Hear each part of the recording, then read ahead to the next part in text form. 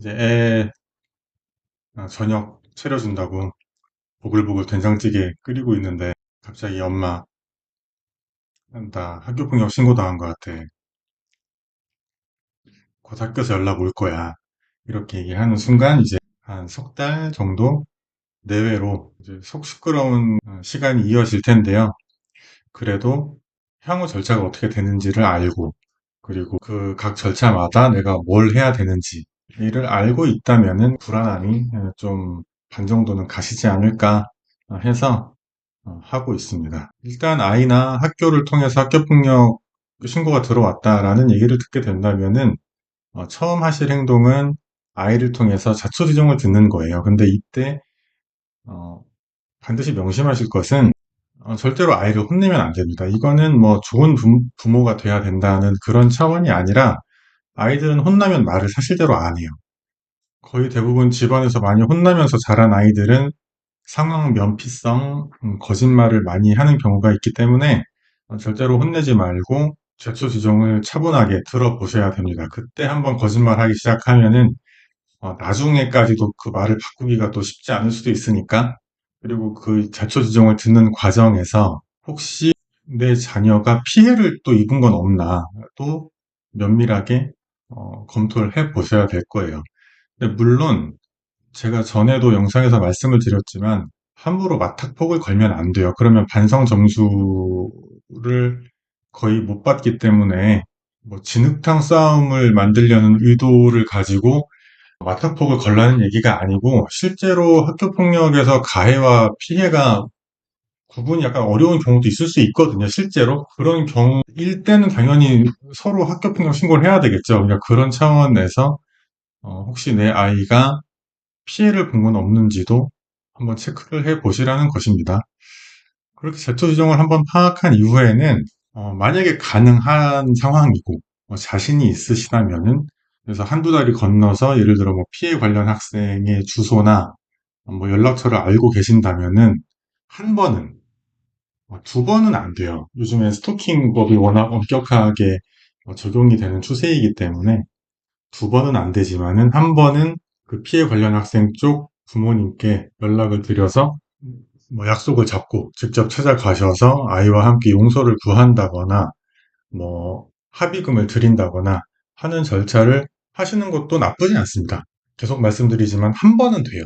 이제 가시기 전에 내가 생각하는 것처럼 상대방이 한 번에 내 사과를 받아주고 한 번에 용서를 해줄 수도 있죠. 그런 낭만적인 스토리로 사건이 흘러갈 수도 있지만 일을 해보면은 그런 경우는 많지 않기 때문에 내가 생각했던 것처럼 시나리오가 흘러가지 않을 수도 있다라는 것을 염두에 두고 가셔야 돼요. 한 번에 잘 해결이 되는 경우는 많지는 않기 때문에 지금까지는 이제 사적으로 어떻게 해야 되는지를 말씀드린 것이고 공식적인 절차로 처음에는 아마 이제 즉시 분리를 하게 되는 경우가 있을 거예요. 피해자 쪽에서 양해를 해준다거나 뭐 용서를 해준다거나 이런 경우가 아니라면은 즉시 분리를 할 수 있게 되어 있고 실제로 많이 하는 추세이기 때문에 다른 교실로 옮기진 못하고요. 그 학교마다 즉시 분리용 그 공간이 따로 아마 마련이 되어 있을 것이고 거기에 가해 관련 학생을 두고 수업은 계속 받을 수 있고요. 수업권은 보장이 되어야 돼서 그런 상황으로 분리가 되는데 이제 그 자체로도 어떤 낙인 효과를 가지고 있으니까 굉장히 좀 민감하게 반응하실 수 있겠지만은 다들 하는 절차고 법적 근거가 있기 때문에 너무 민감하게 반응하실 필요는 없습니다. 그 다음에 들어가는 절차는 전담 조사관이 아이를 불러서 자초지종을 들어보고 사안 조사를 하는 단계가 있어요. 이 절차가 가장 중요하다고 봐야 되는데 이유가 뭐냐면은 이때 작성한 서류가 학교폭력심의위원회까지 그대로 이어집니다. 그래서 실제로 학교폭력심의위원회가 나중에 만약에 열리더라도 그 위원님들이 가장 눈여겨보는 게 전담 조사관과 아이가 작성한 서류예요. 이때 부모님도 같이 서류를 작성하지만 뭐 부모님이 작성한 거는 그렇게까지 눈여겨보지는 않고요. 아이가 뭐라고 썼는지가 중요하기 때문에 이 단계에서 아이에게 어떤 사실관계는 네가 좀 더 강조를 해야 되고 어떤 사실관계는 빠짐없이 종이에 기재해야 된다는 교육을 미리 해서 보내실 필요가 있습니다. 이 단계에서 뭐 변호사가 같이 들어가서 조사를 받는 경우도 뭐 요즘엔 덜어 있다고 하는데 제가 일할 때는 그런 경우는 거의 없었고요. 또 학교는 수사기관과 다르기 때문에 그 변호사가 이렇게 들락날락 하는 거를 그렇게 반기지 않아요. 분위기 자체가. 그 교육적으로 아이를 선도해야 되는 기관에 변호사가 왔다 갔다 하냐는 그런 어떤 거부감이 여전히 약간 남아있기 때문에 뭐 거기까지 같이 따라가기는 좀 그런데 뭐 요즘엔 덜어 있다고는 하던데 근데 변호사가 있다면은 이 전담 조사관과의 조사 전에 아이랑 좀 얘기를 나눌 필요는 있어요. 저는 이때 사실 시간을 거의 제일 많이 쓰고요.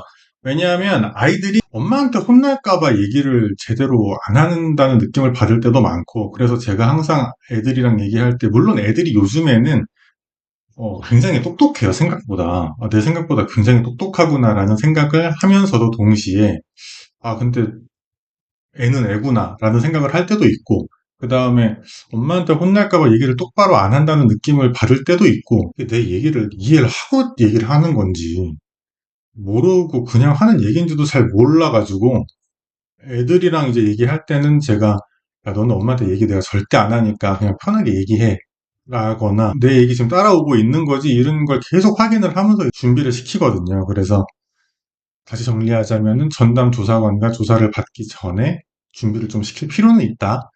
그 다음에 원래는 이게 그 조사를 학교 폭력 전담 교사 선생님들이 하셨는데 그게 워낙에 이제 3D 직업이다 보니까 최근에는 뭐 여전히 학교 폭력 전담 선생님이 조사를 하시는 경우도 있는 것 같은데 거의 대부분 전담 조사관을 따로 정해서 조사를 진행하는 것 같습니다. 조사가 마무리된 다음에는 전담기구라는 곳에서 학교장 자체 해결을 할지 말지를 일단 한번 정해요. 그러니까 수사 단계로 따지면은 검찰청에서 기소유예를 줄지 말지 한번 정하고 이제 재판으로 넘기는 것처럼 간단한 사안이면은 학교 전담기구에서 학교장 자체 해결을 하기도 합니다. 근데 저번 영상에서 말씀드렸지만은 피해 학생이 상해 진단서를 내면은 자체 해결은 물 건너 가는 것이고요. 만약에 상해 진단서를 내지 않는다면 뭐 피해 학생 관련 학생과의 어떤 뭐 합의 여부나 이런 거에 따라서 자체 해결이 될 수도 있습니다. 그럼 학교장 자체 해결이 되지 않으면 학교에서 교육지원청으로 이 사건을 넘기게 돼요. 그러면은 교육지원청은 학교로부터 사건을 받은 때부터 21일 안에 학교폭력심의위원회를 열게 돼 있는데 이게 뭐 저기 강제 규정은 아니기 때문에 뭐 꼭 그렇게 되는 건 아니지만 거의 대부분 그 정도 선에서 심의위원회가 열린다고 보시면 됩니다. 그럼 이 심의위원회가 열리면은 당연히 출석은 해야 될 거예요. 뭐 학교폭력심의위원회 같은 경우는 뭐 가해 관련 학생이나 피해 관련 학생이 가기 싫다는데 걔네들을 억지로 출석시킬 권한은 없거든요, 재판처럼. 하지만 뭐 무조건 참석을 하는 것을 권하는 이유는 그 참석을 해가지고 그 위원들의 까칠한 질문을 다 받아내면서 반성하는 모습을 보이는 그것 자체로도 반성 점수에 많이 반영이 되고요, 실제로. 그런 반성 점수 논의할 때 위원님들이 자주 하시는 말씀이기도 합니다. 그렇게 출석하는 것 자체가 반성의 의지가 높다, 이런 얘기를 자주 하시기 때문에 참석은 당연히 하는 게 좋고요. 그 다음에 참석을 한다고 해서 피해 학생과 가해 학생이 만나는 건 아니고 각자 대기실이 따로 있기 때문에 피해 학생이 먼저 들어가고 집에 가면 그 다음에 이제 가해 학생이 들어가서 참석을 하게 됩니다. 그 동선은 마주치지 않게 그 교육지원청의 주무관님들이 도와주실 거예요. 그럼 이제 가해 관련 학생 위주로 지금 하고 있으니까 가해 관련 학생이 심의위원회에 들어가면 뭘 하냐. 일단은 거기 이제 안에 계신 위원님들께서 뭐 위원장님은 보통 퇴직한 교장 선생님들이나 현직 교장 선생님들이 맡으시는 경우가 많고요. 소위원회 위원장님을 뭐 위원님들 같은 경우는 뭐 학부모 위원님들 또 뭐 경찰 그 다음에 뭐 변호사나 법무사님이나 뭐 그런 분들이 다 이제 모여서 진행을 하는데 음, 이제 나름대로 또 주관이 뚜렷하고 활동력이 좋으신 분들께서 위원님들이 되시는 것이기 때문에 제가 항상 이제 학교폭력 심의위원회 들어가기 전에 학생들한테 해주는 얘기인데 태도가 전부다. 그러니까 정말 학생답고 예의 있고 그런 어떤 쓱쓱한 모습을 보이는 게 굉장히 중요하다라는 걸 제가 항상 얘기를 해주고 있고요. 부모님들도 같이 들어가셨을 때 자기 자식이니까 당연히 방어해주고 편들어주고 싶겠지만은 어떤 좀 속된 말로 떽떽거린다는 느낌을 받는다거나 뭐 이렇게 되면 안 되기 때문에 위원님들이 어, 사실 제가 2년 동안 교육지원청에서 일을 하면서 가해 관련 학생 측에서 어떻게 했을 때 제일 유리하게 흘러갔다고 느꼈냐면 가해 관련 학생 측 부모님이 얘기하다가 말씀하시다가 우는 거예요. 제가 바빠가지고 가정에 소홀히 해서 피해 학생한테 큰 상처를 준 것 같아서 죄송하다고 얘기하면서 막 흐느껴 우시고 그거 엄마 우는 거 보면서 애도 따라 울고 죄송하다고 막 그러면서 그러면 분위기가 엄청 유하게 흘러가는 경우가 되게 많아서 일부러 그렇게 하시라는 건 아니고 결과적으로 만약에 펑펑 우는 분위기가 연출된다면은 그게 제일 나이스합니다, 사실 변호사 입장에서는. 근데 이제 뭐 매번 그러라는 건 아니고 강하게 다퉈야 되는 경우도 있어요. 양 당사자 간의 얘기가 너무 다르다거나, 그럴 때는 익명 설문조사를 요청을 드린다거나, 경찰 조사 끝날 때까지 심의위원회를 한 차례 연기를 요청드린다거나, 변호사가 가가지고 사실관계를 일일이 따진다거나, 그렇게 강하게 싸워야 되는 경우도 물론 있지만, 재판이랑 좀 다르기 때문에 그런 경우가 많지는 않고요. 아까 말씀드렸듯이 싹싹한 태도를 유지하면서 충분히 반성하는 모습을 보이고 우는 게 짱이다. 솔직히 말해서 그렇고요. 그다음에 그렇게 심의를 끝내고 나면은 이제 결과는 그날 나와요. 내부적으로. 그래서 그날 어떤 처분이 나왔는지 정해지고 다만 통지는 2주 안에 그 서면을 받아보게 됩니다.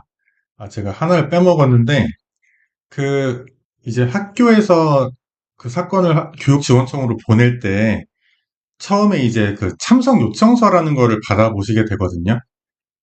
언제 무슨 일로 학교폭력심의위원회가 열리니까 참석을 하세요라는 이제 서류인데 거기 뭐 때문에 학교폭력심의위원회가 열리는지가 써 있어요. 근데 거기는 이제 기본적으로 피해 학생의 진술을 기준으로 해서 그 참석 요청서가 만들어지는 경우가 많거든요.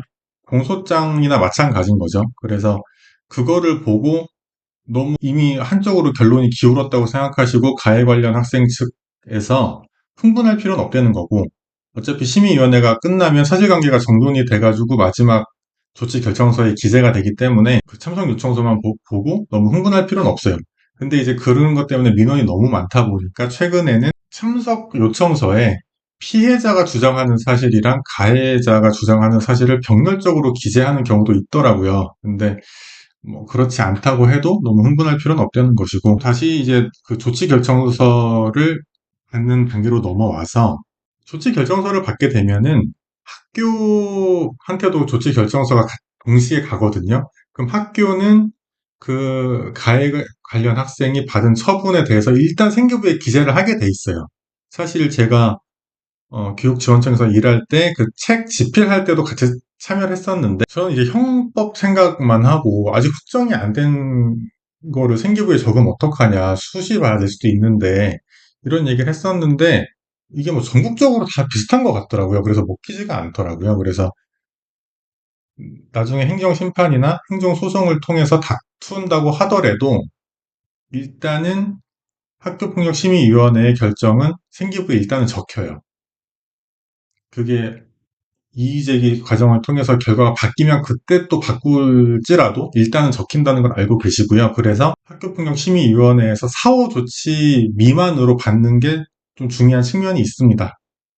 그런 게 있고 그 다음에 이제 불복을 하는 경우가 많지는 않고요. 근데 만약에 불복을 해야 된다면은 제가 뭐 자세한 얘기를 하긴 좀 그런데 행정심판보다는 행정소송 쪽으로 어, 가는 게 결과를 정말 바꾸고 싶다면 그게 조금이라도 가능성이 높다 하는 게 제 생각이고요. 그냥 그렇게 알고 계시면 됩니다.